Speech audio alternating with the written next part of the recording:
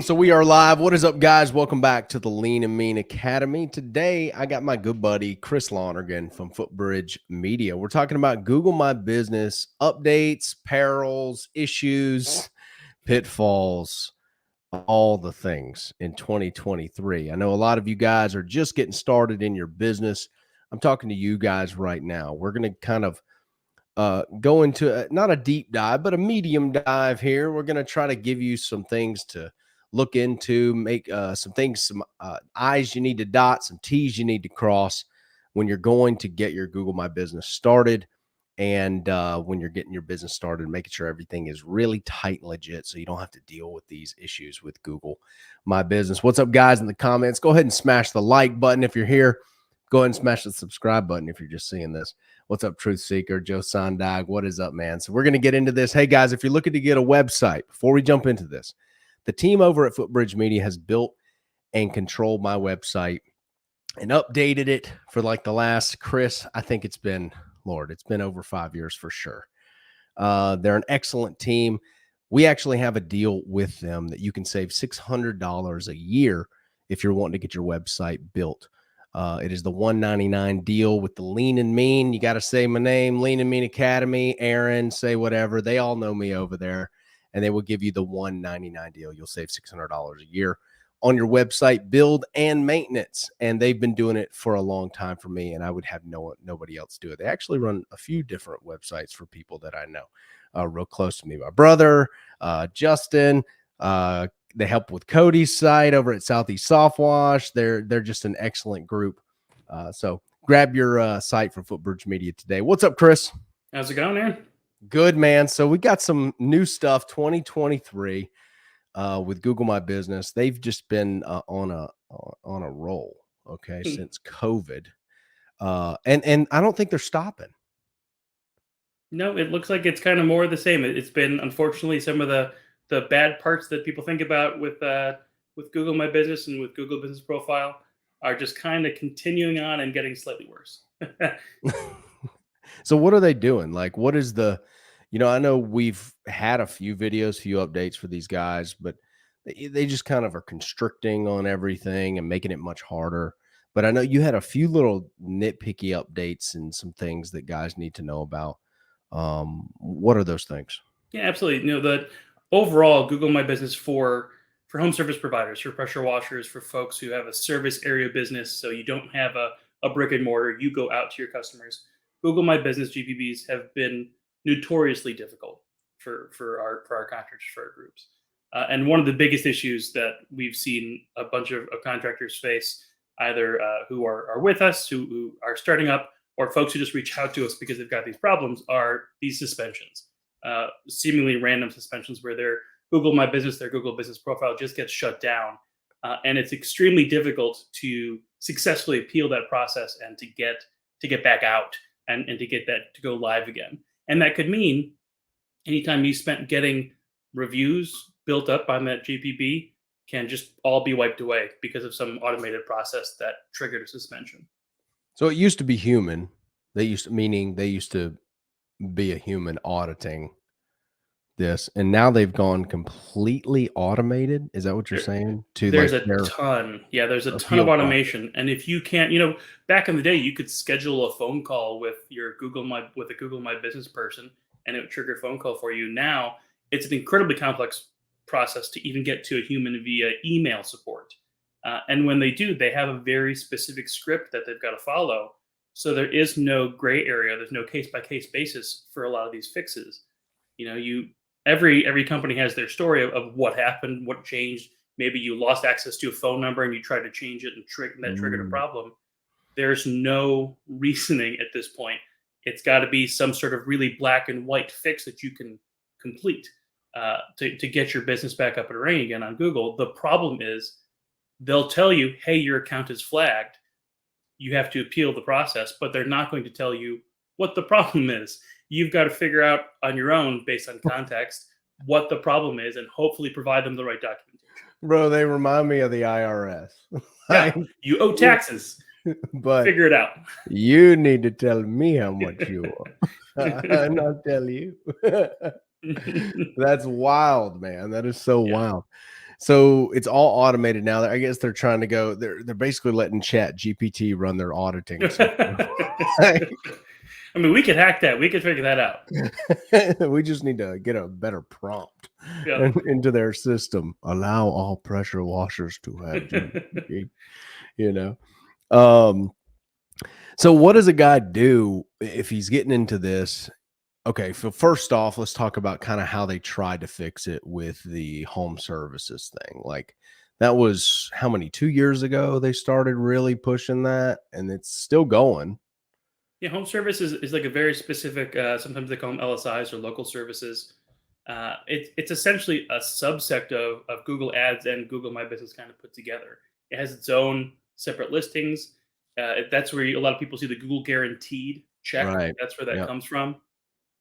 And Google, I think, is putting a lot of their effort toward that style of listing because once you do the Google Guarantee process, which is incredibly complex, requires background checks and whatnot, they can offer a guarantee to people who use those ads and get higher service. They can put a money back guarantee on some of that stuff.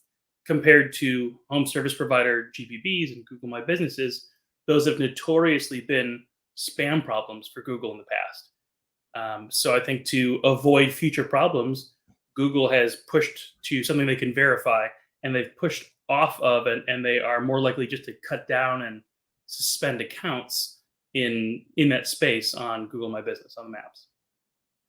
So the guarantee, then here's the thing, it's kind of like a college degree, right? If everybody has one, it's not worth anything. Right. Yeah. We all have we all have the green check mark now. We're all good. It's like you got a whole like the feed, and then they got to develop a new algorithm for ranking Google Yep. Guaranteed. Dude, I would be pissed if I had to like figure out SEO for Google Guaranteed. Like, bro, I went through the guaranteed process. Y'all got a photo of me and like a blood test. Y'all know like I got a photo of my passport.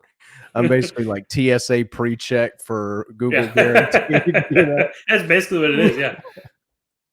So what does a guy need to do to avoid this? Say he's getting his GBP, Google Business GBP started.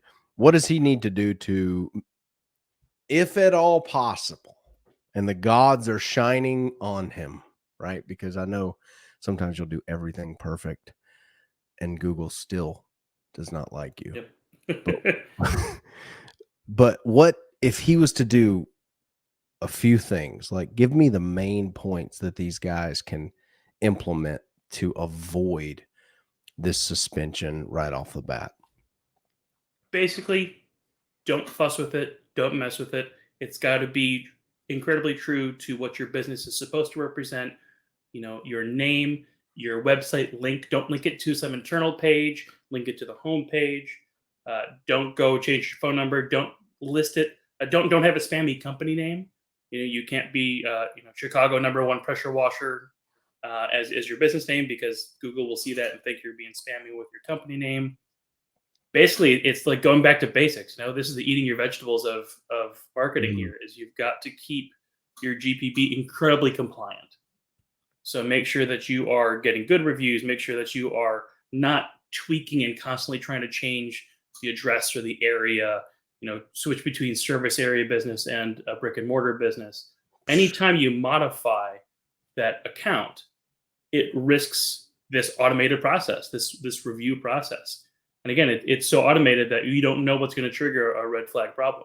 Like I said before, you change your phone number. That's a natural thing that happens with businesses. You got to change it. So make sure if you are going to change it, don't go like, oh, well, I'm going to go get a burner phone for 6 months until I go get a new Grasshopper number. Commit, make sure you get the right information as best you can, and then start the process. And is that something that if someone has a website with you guys, should they reach out to you first before they do that? 100%. We'll walk through. Sarah here is our Google guru. She will walk you through the steps of the process. There will be things that you'll have to do on your end. Then there are things that we can do on our end to make sure things, stay compliant. We don't want to put too many cooks in the kitchen on it, but at the same time, we know that you don't also want to 100% manage it too. So we try to do a good balance of you getting things set up and then us helping to maintain and manage that over time. And if you've got changes that you need to process, you can always reach out to us. That's why we're here. And we could tell you, yes, that's a good idea. No, that's not a good idea. We can tell you what kind of changes and updates are great for Google and what maybe you could just ignore and not worry about. Duplicates Okay, are a guys. great example of that. So you heard it. You heard it here first. There's no emojis allowed in your business name. It won't work. No smiley faces. No Those do not smiley optimize well. faces, no exclamation points, no oh man. No, no weird numbers or No dollar dollar bills. signs. Yeah, dollar bills, none of that. All right, you got to have a legit sounding name. Why do I have to say this? I know I do. Because someone's going to go right after this and go set up number one, with like yield sign pressure washer. It never fails. It never fails. But it can't be thumbs up pressure washing. That's not going to fly in Google. Oof, man, that's going to be a T-bone right there, bud. You're going to get hit. That's a torpedo to the hull right there. That's an immediate red flag. They're scoping, looking for that, dude. Yep. That is, do not do that. And you got to think when there's a computer running this, right? That's scanning all of this stuff. It's not a human anymore. The computer has a lot less humor than a human did at one point. And it's possibly a lot less creative right now than a human was. See, somebody back in the day who was looking at it could say, I could think that could be your business name. That's a catchy name. I like that. Don't do that anymore. Nope. All right. The computer is like, no. Lightning. Suspension. All right. So very good. Very good. So if a guy's getting started, he just needs to make sure. So what about on the verification process? Is there anything new? So he doesn't even have one completely verified yet. He's going in, he's brand new. He's going to fill it out. What can he do kind of on the front end to maybe mitigate this? A really interesting option that Google's pushing right now, and I think there's a mix of trying to do it immediately and also doing it during an appeals process. But there is the option for a video verification process where you literally get on a video call or video recording and you step outside of your location, and you turn and show your building address. You turn and you show the whole area. Obviously, Google's also getting the information about your location that's tagged with your video. They could see whether or not you're wearing branded clothing or not. They could see if you've got a sign out front if you are a brick and mortar. So the video verification is a very interesting option because it helps to check off a lot of boxes for clients. I know talking with Tony and with our marketing folks, we've had a couple folks have to deal with the video verification side of things recently. Yeah, I've heard of that. That's a little Gestapo, if you ask me. A little crazy. Yeah, that's a little Gestapo. That's it's like, I just wear my polo all the time. I wake up with this on. It's like, well, your call is scheduled at 6:30 a.m. I wear this to bed. I promise. I do. You got branded. No, the computer's no branded polo. Denied. Bro, they're so they annoy the shit out of me, if I'm honest. So I got Scott Ferguson here in the chat. He says, AP, I'm going to give this one to Chris. What if I'm moving to a different state? If I change everything in my website and then change my Google, will it get suspended? That's definitely maybe not. Yes, no. It's super hard. Again, Google is so finicky, and we've had a lot of clients do this where they relocate. Sometimes we are able to make a change. Other times it requires the creation of a brand new GPB. So it's tough to say. Again, the trick here is that we need to make sure, like you said, the website's got to be correct when you make that change, so everything is verifiable. And just know that it's always a risk trying to move a location like that. So you guys can revamp the site for a different area. Yeah, absolutely. At that point, it would require, a whole. If you had an existing site, it would require an overhaul of your content, anyways. Because when we wrote that site, we were optimized for that state, for that location, for that area. Within the content and also within the actual mentions of cities and states. Right. A lot of, god dang, bro. That's a lot. That's A lot of changes. that's Yeah, so we talk much. about like the overhaul process for us internally. Like we charge, for an overhaul process to basically repolish, rebuild a website, rewrite a website when possible.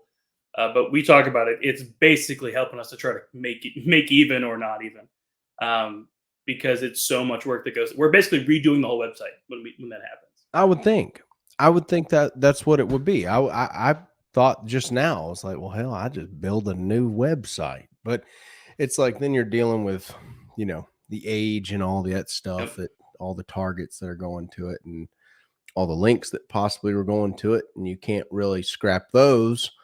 So guys, give Footbridge a hand. Dude, I'm gonna tell you one thing. First off, they will do that for you. Is that included in the $199 a month thing? The Google My Business Management stuff. No. I know that is, but it's like I'm talking about that overhaul. Or is The that overhaul. that's a separate charge? There's a one-time charge for that, but There better be. By God, there better be. Like, y'all better not be doing that for $199 a month. All right, yeah, good. That makes me feel better. I keep telling Aaron over at Footbridge, I've had it out. I not really had it out, but what's my boy Ryan over there? I was like, Ryan, y'all gotta charge more, dude. Ryan, what are you doing? He's like, Aaron, while I do appreciate your what did you say? Your advice or your comment, we have been doing this since 2004. So respectfully, shut the hell up. He didn't say that, but that's basically what he said. I was like, yeah, all right, bro. All right. Y'all know me. Everybody in the chat knows me. Price got to go up, bro. That's because if you understand all the work that goes into a website and all the content that is getting written, I know there's not a soul in this chat right now who is willing to write the amount of content that a Footbridge site has written within 45 days or whatever you guys, 60 days of launching a site. If you think each Footbridge site averages what, 30 to 50 pages? When it's when you call blogs and projects and everything, yeah. When it's talking about when it's at launch, or is that like aged down the line? I would say I generally see between 25 and I say 35 as the average, probably 25 and 35. So if you're talking about a 45-day window, dude, that's you writing base almost a page a day of content. On top of the Google setup, on top of designing, on top of building, yeah. On top of the maps, on top of all that stuff. Like that's why, look, if you're wanting to get a website done, give them a call over there. Mention me. It's the best deal in the game. And here's the other side of it. If $200 a month is a lot of money, you shouldn't be in business. I just need to tell you that because there's people out there who own restaurants who just bought $200 worth of turnips. Just turnips. Like, what are you going to do with it? Just lettuce. Like, ain't not even any dressing. It's just lettuce. We got to have the meat. You got to put something on it. Got to have some pecans if you want. This is the stuff that they're probably just going to throw away. It's like, that's why I had it out with Ryan. I was like, y'all got to go up on this price, bro, because this is I know the work and I know how long it takes me to write content just because I really want to make it good. And you guys have it down to a science to where it's just like you guys know how to target these areas, what it needs to have, how many words it Google wants, within a page. It's not under, but it's also not over contented to where it's just like, overkill for like a little page like that. It's really amazing how you guys have really dialed this in to where it will just work. The sites are beautiful. You guys update them. You guys are willing to post any blogs. I reached out to you guys the other day because I'm sending Ben some of my leads, and I thought some of my leads were going to another company. And I was like, bro, can y'all check where my Wufoo leads are going? And it was like, she got back to me. Who was it? I think it was Sarah got back to me immediately, or somebody did. Holly or something got back to me immediately. And then support reached out. I was like, confirming here's where these destinations are going to. Boom. It was like the following day, like in the morning. You guys are super, super fast, man. So I appreciate it. Norton says he had to do his video call last year. They could see him, but I couldn't see them. Yeah, because it's a robot, Norton. That's why. Just a bunch of gears turning on the other side. Had to show them my wash trailer because they don't know shit about that wash trailer. Yeah, you could show them the inside of a washing machine, probably. And like, this is my wash gun right here. We spray bleach with this gun. You could have done this. You could have been like, "Now this is my shooter tip, and this is a Bluetooth shooter tip. Now it's Bluetooth, completely wireless, completely wireless." Your license plate on the truck. You guys post below if you've had any issues. Post in the comments if you had issues with Google My Business or anything like that. We'd love to answer some of your questions. So Chris, yeah, dude, I really appreciate you coming on here. I'm gonna wait and see if anybody has any other questions that we can answer. But it sounds like Google is going much more. I think they'll probably be all AI eventually. Within a year or two, it'll be completely done. I guarantee you they're working on this behind the scenes to where they can make this really tight and seamless. They're going to try to get a hold on Google My Business profiles to where they can never have another, what is it, San Clemente locksmith situation. You know? Exactly. Yeah. I mean, that's the problem that started it all, was locksmiths in California. And now we have, now Norton Power Washers to show their business's truck license plate just to try to get a thing on a map. It's just insane how deep it's gotten. So what is like what is the next step is my big question. Is Google are they still the king? Is something on the horizon? Are we noticing like a shift? Is there something that we don't quite see yet? Is Google currently Yahoo in like 2000 and we don't know what is coming? That's terrifying if that's the case. I mean, nobody thought that about Yahoo at the time. Nope. I think the AI stuff is the interesting part. Like you joked about there, but I think it's a big part of everyone's business model right now. So yeah, I think it's going to be interesting to see how deep that gets with Google and how much that's going to make things either better or worse. Who knows? Maybe the AI can figure out, hey, yeah, that's a good picture of your license plate. I know that's this, this specific type of pressure washer. I know that's this pump. So yeah, and actually, you may want to get your left eye. You want to get that checked out because it looks like a little bit of a twitch there. It can help you with your GPP, but also make sure that your caloric intake is correct. That's right. That's right. You're looking like a little fluffy. Looks like you need to slow down. Maybe some carrots would be good. It like has an upsell for like an Apple Watch that could like real-time monitoring. This one, real-time monitoring. Yeah, right. That's maybe that's next, bro. I definitely think it's something with AI and how they're going to be able to track this. But I think if they're still wanting to own the local market, which is something that's very valuable to them, they're the only ones who've been able to figure that out. With a little map pack, really, is what did it. The near me type searches, proximity based searches. I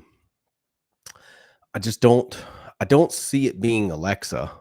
I don't see it. I could be wrong. I don't see that being it. Alexa was kind of a wah to me. And I don't have none of that shit, even though this phone's listening to everything I say. I feel safer that I don't have an Alexa. Gus, what's up, brother?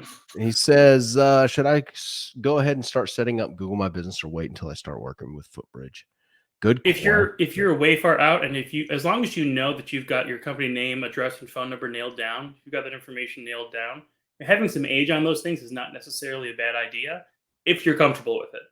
If you are not comfortable with it at all, and you're going to be working with Footbridge within a month or two anyways, it might be worth it to hold.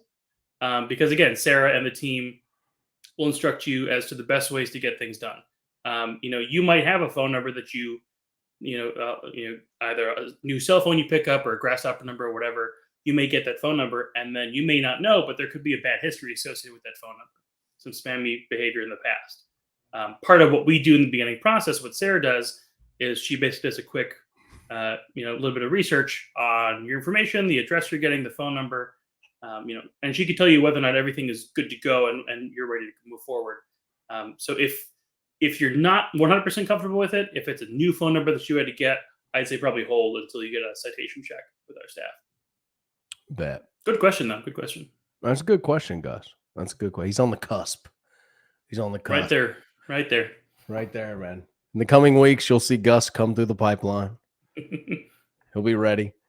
Got a couple more guys. GMB profile verification phase for 5 weeks. That is not unheard of, dude. Nope. Wild West up here said it took 2 years. Lord, Wild West. That's intense. And it's crazy that it's come to that.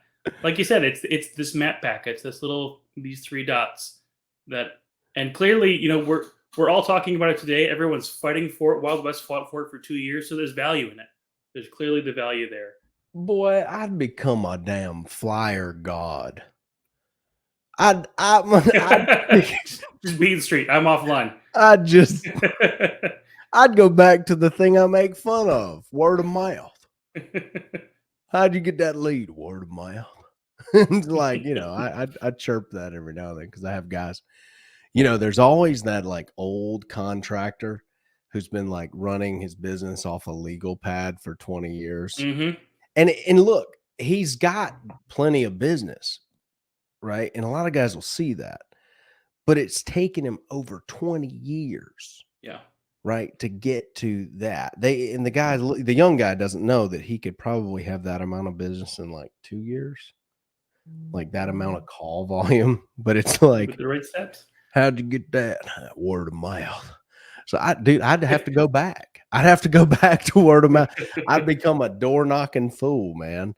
I don't know what, you know, is it Facebook figuring out a way to become a Jedi at Facebook marketing? Obviously that can work for what we do, but the crazy wild thing is Google just does on the game. That's crazy. Yeah. If you like think no one's clamoring for Bing ads, you know, no one's running out to go do that. Facebook tried really hard to specifically do a home service provider type network before with their business profiles, and that did not end well. You know, the ads still can work, but there was specifically basically a contractor database type setup for Facebook that failed. That was Facebook, you know, throwing millions of dollars at these projects, I'm sure. And they couldn't figure it out because Google has just got such a foothold. And it's like, why couldn't Facebook figure it out? I've always thought about that when it came to their marketplace is working. Of course, when you see like an F-150 that's brand new and it's $6,000, and then you click the person's profile and they've posted it in every single city across America, the same photos. It's reminds you of Craigslist again. Yeah. But I believe in Zuckerberg, man. Come on, dude. Give us something else. I don't like that robot anyway. I don't like him either. But it's like, give us something for Google to fight about. You know what I mean? What's up, Keith James? What's up, fam? Keith from Executive Pressure Water. You guys heard anything about LLC owners having to file a beneficial ownership report starting 2024? Dang, sounds like a trust. Yeah, I've got to look deeper into that guy. No, I haven't been on the most recent news for that. No, I'll check that out for sure, though. I mean, it wouldn't strike me as inappropriate. You know, Google in the past has asked for business licenses, copies of business licenses. Google Guaranteed requires you to give them copies of their insurance. Yep. Your insurance information. So yeah, I could 100% see, hey, if ownership of these things, having the one, or I think it's active owner or something like that, if that's not sufficient anymore, if you have to have 2 active owners, then perhaps this would be an avenue for them. 2 active owners. Yeah. I just have to make my girlfriend the damn active owner. Just chalk this one up. By God. That business was protected. Now not so much. Not so much anymore. Yes, darling, you own half of that. You get to keep half those reviews. Yes, you get to keep half of those reviews. Oh, do you want me to saw this 8 gallon a minute in half? You can keep half of that too. Let's see. Mitchell says he had his suspended, finally got it active, but now they flag his reviews as spam and will not post them. That's been pretty common. So, the automation part of Google has also now gotten down to the reviews. And Google specifically has in their documentation notes about how basically, I'll read it. I just happen to have a bit of it here. Quotes: to protect business owners and customers, we have systems in place that remove reviews that include any of the following, and then a list of things, including conflicts of interest. Sometimes these algorithms report and remove legitimate reviews. We cannot reinstate these reviews. So they know that they are killing good reviews sometimes. But there's nothing that can be done about it. I've seen some situations where a client has watched someone leave them a review, or someone they knew left them a review, and it would never show up, or it would show up 3 months later. So that's one where, unfortunately, you just gotta overkill it. Continue to get reviews from good sources, and unfortunately, it's just a numbers game now with reviews, because the automated process to internally review the review has made also has been cutting down a lot of reviews. It's at this point, it's just kind of like a basic truth. That's just what it is now. Some reviews are just not going to show up. So do you think they're tracking like click through to call, right? Like on GMB? Like, so if I was going to game this, which I'm all in favor of it, bastards. Look, hey man, here's the thing. If a company or a guy is going to play with my livelihood, then all bets are off, right? Like it's like, we went from like duking it out, like man to man, and now we're like throwing sand at each other's eyeballs. You know what I mean? It's like, it's gotten dirty at this point. Yeah. Somebody's got a shank, it's like, how'd you get a grenade brick? You know what I mean? Like that kind of thing. That's where I'm at with Google, but it's like, would it be more valuable to have that customer probably go to the GMB, click through to call, because Google's probably tracking that, instead of just the website, right? It's interesting. Google tracks everything at this point, I'm sure. Scroll through the photos. I hate to tell you this, because you're never going to be able to do this with all your customers. But if you're watching them, it's like, hey, all right, go there, click my GMB, the little phone, click that, call me, blah, blah, blah, scroll through my photos. Like, I feel like they're trying to keep it to where people can't just go leave reviews. That was their whole thing, is to where your aunts, uncles, and all these people, you can't just post it on Facebook and friends leave reviews for you, because they'd be like, well, why is this person in Portland searching for pressure washing in Tennessee? And they never even called this person. They're just going to leave a random review. Amazon is that way with verified purchase reviews. They don't do that with books.